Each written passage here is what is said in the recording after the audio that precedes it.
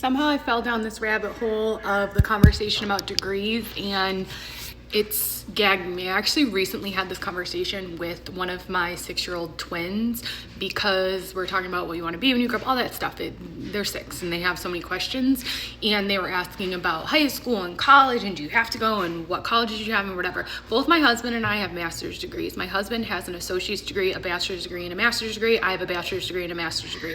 So when we were talking about this with my kids, my son was like, "Oh, so daddy has more degrees than you, mommy?" And I'm like, well, yes, technically, yes, he does.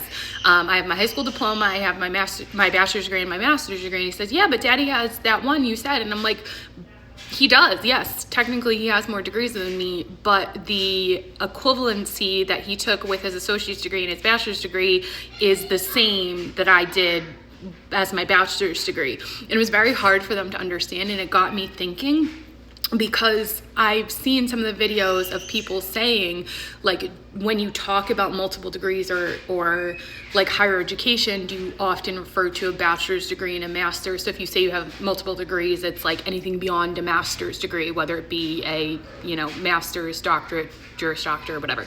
And it got me thinking, because like inherently higher education is elitist. And so I feel like this conversation is so many people projecting, being like, well, I have this and I have that and I make this much money. I have a master's degree and I make more money using none of my degrees. Technically, I use some of the things I've learned, but like none of it as a full-time content creator than I did as a managing director of a national nonprofit. So you don't have to have a degree to make a lot of money, and you can make just as much money with just an associate's degree as you can as someone with a master's degree. Like, there's so much nuance in this. It depends on the field, it depends on where you're working, it depends on the market. There's so many factors, but I think that what that person is saying is being misconstrued, because I think that man that she was originally talking about was trying to give a different connotation and kind of flex, which is fine.